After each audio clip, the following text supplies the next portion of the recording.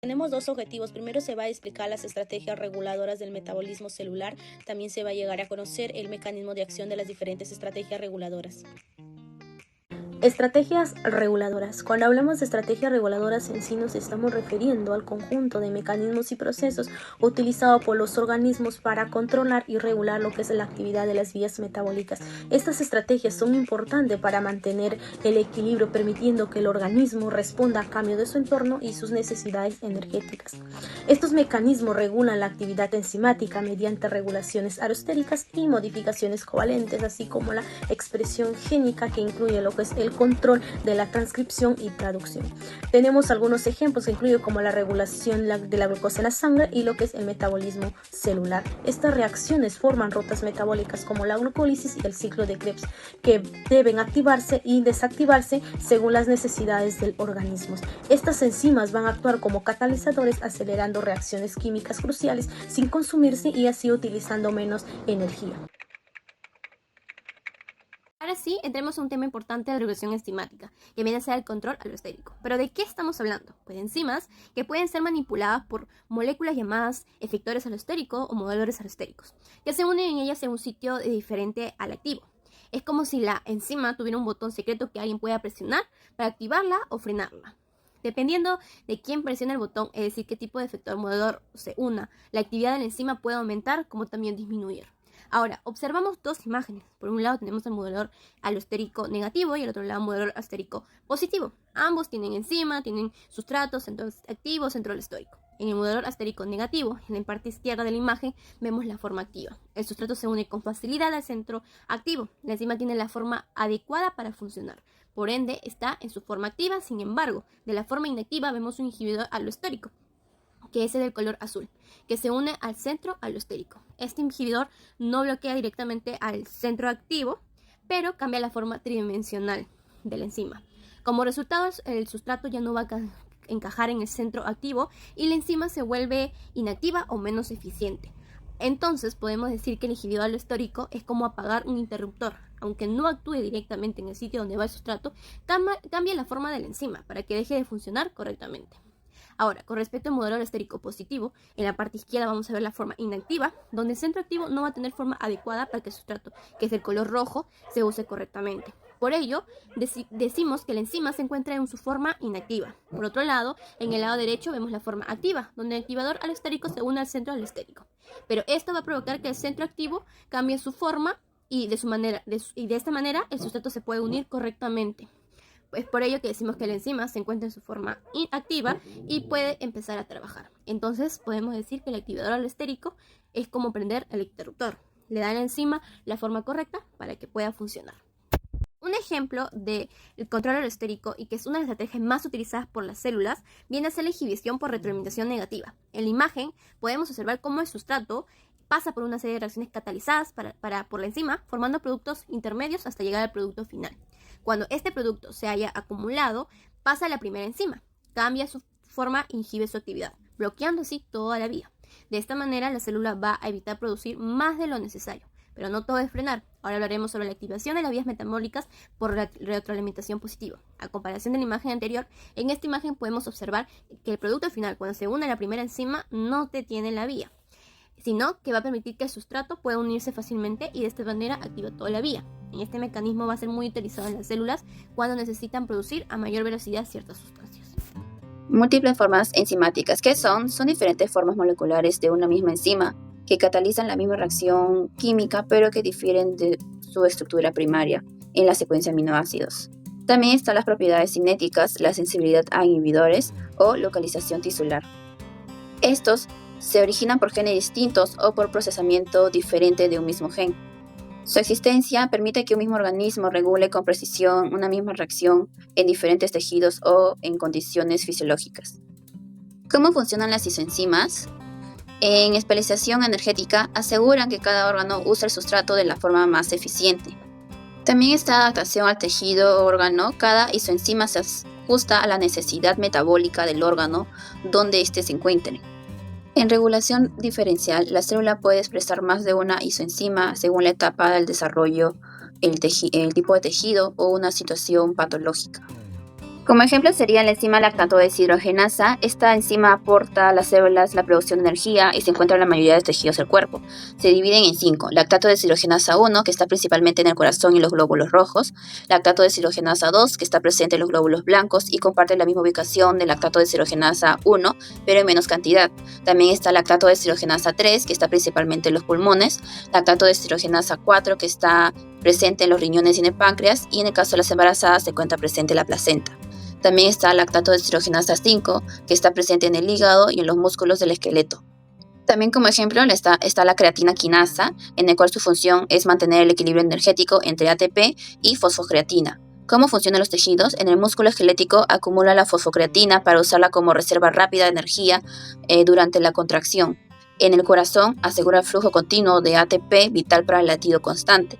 Ambos son la misma reacción, pero en el músculo es reserva explosiva y en el corazón es energía sostenida. También está la fosfatasa alcalina, en el cual su función es remover grupos fosfato de distintas moléculas. ¿Cómo funcionan los tejidos? En el hueso interviene la mineralización, quitando fosfatos para que el calcio y el fósforo formen hueso. En el hígado participa en el proceso de secreción biliar. En ambos es la misma reacción de quitar fosfatos, pero con funciones diferentes según el tejido. Modificaciones covalentes reversibles. ¿Qué es y cómo funciona? Es un mecanismo de la regulación en la actividad enzimática mediante la modulación de las funciones y propiedades de las proteínas en base a modificaciones, gracias a la inserción o ruptura de un enlace covalente en su cadena lateral, alterando así su identidad enzimática. Prácticamente pueden activar o desactivar las enzimas actuando como inhibidores o activadores. Las modificaciones van a permitir que la célula responda inmediatamente a los cambios de su entorno. Como ejemplo tenemos a estos dos grupos que van a participar en la modificación covalente reversible, las cuales son fosforilación y acetilación. Acetilación es la adición de un grupo acetilo o etanoilo, que generalmente el grupo se va a agregar en una resina, y la reacción directa va a ser impulsada por un fuerte enlace llamado amino, como se podrá observar en la imagen. La acetilación es catalizada por enzimas como las acetilasas o las acitransferasas. Al igual que las fosfatasas, estas van a actuar sobre proteínas específicas, uniéndose a ellas para alterar su conformación circular. Por último está la fosforilación. Este es un grupo fosfato que se une en la cadena lateral de aminoácidos. La fosforilación generalmente es mediada por la enzima conocida como quinasa. Y este proceso una enzima se une a otra y añade un grupo fosfato antes de liberarlo. Posteriormente, un grupo fosfato puede ser eliminado mediante otra enzima llamada fosfatasa. Actividad proteolítica consiste en la activación de enzimas que inicialmente se producen de manera inactiva, y estas enzimas necesitan un corte específico en sus enlaces peptídicos para transformarse en su forma activa. ¿Y por qué el cuerpo hace esto? Porque sería muy peligroso que una enzima proteolítica estuviera activa desde el inicio. Puede dañar tejidos, proteínas, en lugares donde no corresponde. Por eso se fabrica primero como inactivas y luego se activan en el lugar y en el momento correcto. Función. Primero, la célula sintetiza esta enzima en su forma inactiva, como un zimógeno. Luego se transporta hacia el sitio donde va a actuar, manteniéndose todavía inactivo. Y una vez en el lugar adecuado ocurre el corte proteolítico, que es la ruptura de enlaces peptídicos por medio de otra enzima activadora, que finalmente este corte produce un cambio estructural de la proteína que expone su centro activo y así la enzima se vuelve más funcional. Es por ello que es importante este proceso y es irreversible. Una vez que la enzima está activa, no puede volver a ser un zimógeno. También podemos tener en este caso un ejemplo que es sobre la tripsina.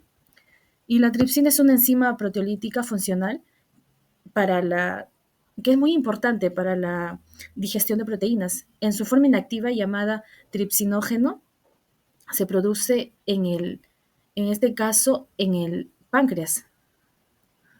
Y este tripsinógeno viaja hacia el intestino delgado, donde la enzima enteropeptidasa rompe ese enlace peptídico, que es muy específico, y este corte convierte al tripsinógeno en su forma activa, a la tripsina. Y es ahí donde la tripsina degrada las proteínas de los alimentos en péptidos más pequeños que luego van a ser absorbidos por el organismo. Control de la cantidad enzimática. ¿Qué es? La enzima puede ser influenciada por diversas sustancias que pueden incrementar o reducir sus funcionalidades. El control de la cantidad enzimática es crucial para mantener la homeostasis y regular la actividad metabólica. se logra a través de la regulación de la expresión genética y la degradación de proteínas, y está controlado por factores internos y externos. Las enzimas son proteínas que actúan como catalizadores, es decir, biológicos, acelerando reacciones químicas en las células sin consumirse en el proceso. Van a actuar, pero no se van a poder consumir. Es decir, su explicación más detallada puede ser regulación de expresión genética, degradación proteica, como factores internos y externos, como ya se había mencionado. En la expresión genética, el cuerpo controla las cantidades enzimáticas producidas por la regulación de transcripción y traducción a nivel genético y decodifica en las enzimas. Esto significa que puede aumentar o disminuir la síntesis de dichas enzimas según lo requiera dicha célula. Su función. Esta función se logra mediante la regulación genética para controlar la síntesis de enzimas nuevas, ¿no? Como aquí tenemos en la aplicación en el grafiquito, tenemos la enzima, el sustrato y el sitio activo. Lo normal es de que esta enzima con su sitio activo va a permitir de que entre el sustrato para obtener ese producto, mediante la regulación genética para controlar la síntesis de enzimas nuevas, ¿no? Como ejemplo tenemos acá lo que son, como ya se había mencionado en el anterior, tenemos a la enzima, su sitio activo y el sustrato. En esta manera el inhibidor competitivo, lo que va a hacer que el inhibidor competitivo se va a introducir en el sitio activo, evitando de que el sustrato se introduzca en la enzima. Así se va a evitar la producción de ciertos productos, se va a hacer bien estos productos. Pero con inhibidores no competitivos, lo que hace es que el inhibidor competitivo se una a la enzima, pero sin obstruir el sitio activo. En el caso clínico de pancreatitis aguda inducida por inhibidores del factor de necrosis tumoral alfa, una paciente mujer de 25 años con diagnóstico previo de colitis ulcerosa, el tratamiento había iniciado con un anticuerpo contra el factor de necrosis tumoral alfa. En el cuadro clínico, tras la segunda dosis del medicamento, presentó dolor abdominal intenso en el epigastrio, irradiado a la espalda, acompañado de náusea. También se encontró que la lipasa está elevada, confirmando así la pancreatitis aguda. En estudios adicionales, en la ecografía abdominal no presenta cálculos biliares, los triglicéridos normales y no consume alcohol. En el manejo de tratamiento se retiró el infliximab, que es el factor de necrosis tumoral alfa, sin un tratamiento de soporte, que es la hidratación, analgésicos, reposo digestivo, y la paciente mejoró. En la evaluación, tiempo después, con otro fármaco antifactor de necrosis tumoral alfa, la paciente volvió a desarrollar pancreatitis. Al suspender el medicamento, otra vez mejoró. Esto quiere decir que en la activación enzimática controlada, el páncreas, las enzimas digestivas, la tripsina, quimiotripsina, elastasa, se producen como zimógenos inactivos. Normalmente se activan en el intestino y no dentro del páncreas.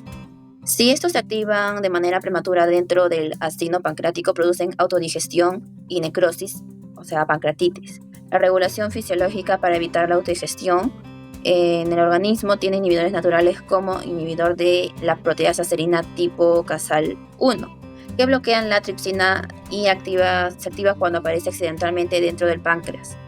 Otros mecanismos son el empaquetamiento de enzimas en gránulos y su secreción controlada. En pancreatitis, la activación prematura de enzimas provoca liberación de citoquinas. Estas amplifican el proceso inflamatorio y aumentan de tamaño.